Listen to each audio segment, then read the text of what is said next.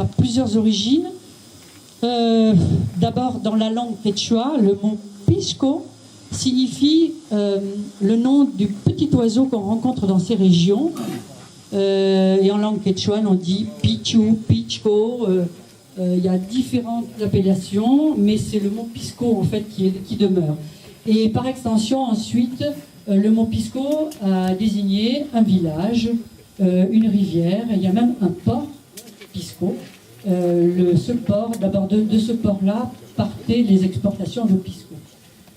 Voilà.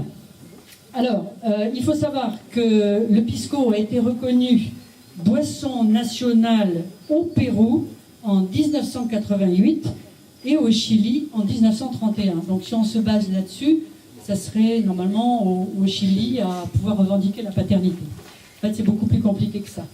Alors, qu'est-ce que c'est le pisco? Bien, le pisco, c'est tout simplement une eau de vie qui est à base de raisin, mais il ne faut pas l'assimiler à la grappa ou bien au marc.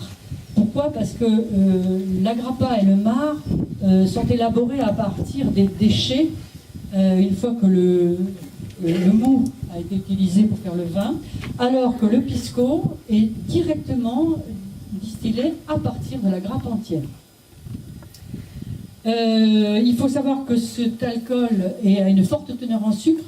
Il fait beau là-bas, donc le raisin est bien sucré, et aussi une forte teneur en alcool. Les piscos, en fait, s'échelonnent entre 38 degrés et 46 degrés. Ne vous inquiétez pas, j'ai fortement mélangé avec du citron. Je vous expliquerai tout à l'heure la recette.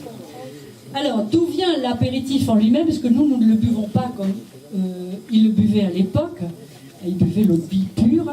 Et en fait, nous le devons à un marin anglais qui s'appelait Elliot Stubb en 1872, qui a débarqué dans le port d'Iquique au Pérou et qui a ouvert un bar. Et dans ce bar, il a décidé d'accommoder le pisco en le mélangeant avec du sucre et un petit citron vert qu'on trouve dans la région qui s'appelle le limon des pics. Voilà, et puis son succès est arrivé jusqu'à nous. Alors, j'ose espérer que vous apprécierez vous aussi ce pisco. Je vais vous donner la recette d'emblée, parce que vous allez tous me la demander après coup, ça va m'éviter de la répéter à l'infini. En fait, je vais vous donner une proportion dans un premier temps que vous allez retenir, c'est facile, 3, 1, 1. 3 mesures de pisco, une mesure de jus de citron vert, une mesure de sirop de sucre de canne. Ce qu'on met par-dessus, c'est un glaçon et quelques gouttes rouges que vous voyez qui s'appellent l'angostura. L'angostura est une macération d'herbes aromatiques et d'épices de là-bas, dit. Et on en met 3 gouttes sur le pisco. Et ce que vous voyez blanc, la mousse, c'est tout simplement du blanc d'œuf. Aussi curieux que ça puisse paraître, c'est un blanc d'œuf. On met à peu près 3 blancs d'œuf pour une bouteille de pisco. On met du blanc d'œuf comme ça dans l'alcool. Et ça se fait au dernier moment. Voilà pourquoi je suis sortie, parce que l'alcool cuit le blanc d'œuf. Et si vous voulez que ça mousse, il ne faut pas l'avoir mis avant. Et tout simplement, on secoue l'ensemble et il se met à mousser comme si vous l'aviez battu. Voilà. Donc, en gros, ça fait 30 centilitres quand vous avez 2-3 personnes, 30 centilitres de pisco que vous commandez sur Internet parce que vous n'en trouverez pas ici dans les magasins. Donc, 30 centilitres de pisco, 10 centilitres de sirop de sucre de canne, 10 centilitres de jus de citron vert, un blanc d'œuf et quelques gouttes d'angostura. Voilà. Je vous propose maintenant de porter un toast à Sa Majesté Aurélie Ier et je dirais Viva el Rey. Voilà.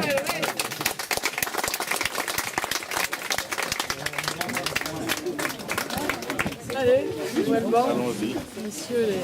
Je signale qu'après il y a un petit apéritif dînatoire. Voilà, ça c'est juste la dégustation. Après, on passe aux choses consistantes.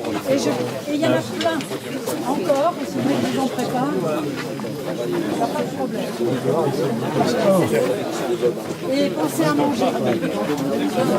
Merci. Ça va, tout, ça commence à faire. Donc ça ne peut pas être ça. Ça ne peut pas. Hein? Je faisais tous les jours pendant 15 jours quand je suis italien. Du pisco? Ah ouais? Ah bon?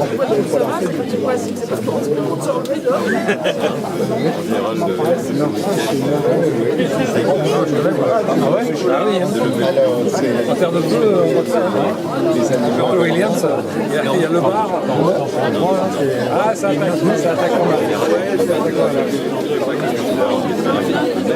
Et les cacahuètes, c'est quoi?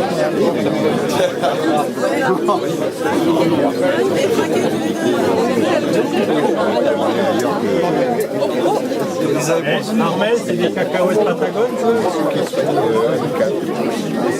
C'est cela, oui. Spécial pour les enfants, ils ne risquent pas de s'étouffer. Pourquoi ils avaient été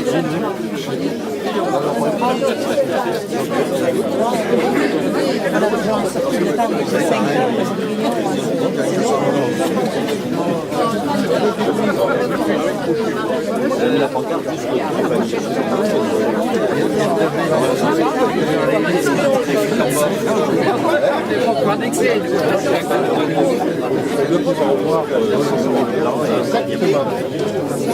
comme le roi, c'est embêtant.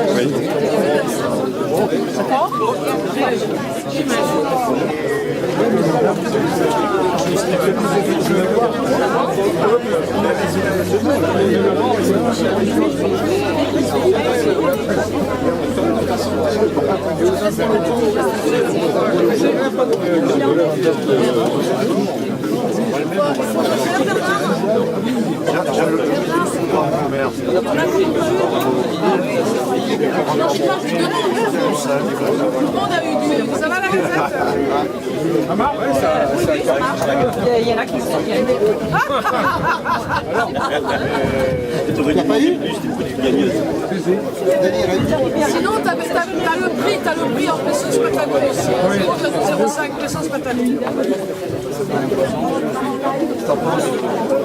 Quoi? C'est bon ça, hein? Par contre, à mon avis, il ne faut pas en boire 3 ou 4. S'il y a les bleus, là. Non. Hein? S'il y a les bleus, Ah oui, oui, plus, un peu plus bas. ça se voit bien. Ouais, ça passe bien.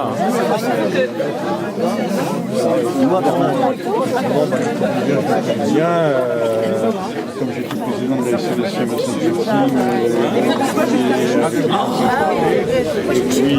ah là là là là là là, c'est toujours la même, c'est pas possible. Tu vois les chaussures aussi? Non, Je vois que les pieds là. Ah voilà, moi je vois les chaussures. La tête de pied, il y a les couleurs Patagonie. Très bien. je vais plus loin si tu veux. C'est bon, bah. T'as eu? Oui, t'as eu.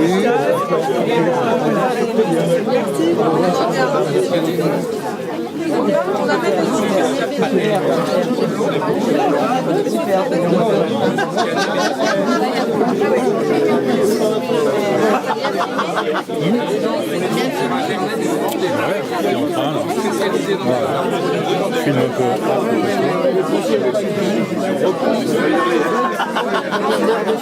Ouais, c'est bien, c'est numérique là, ça. Ma foi, ça bosse. Je bosse plus qu'avant.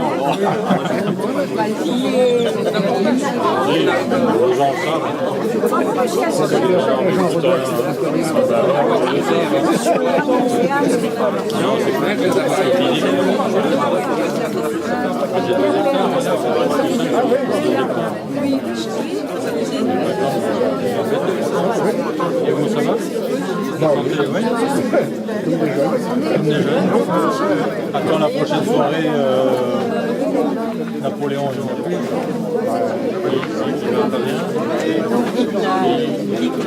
Il a les mieux.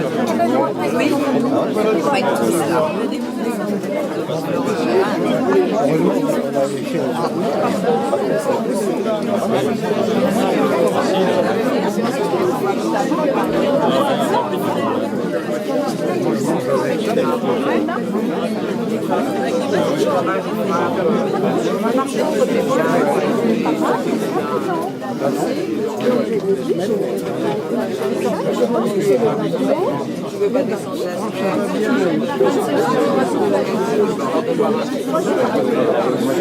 séance.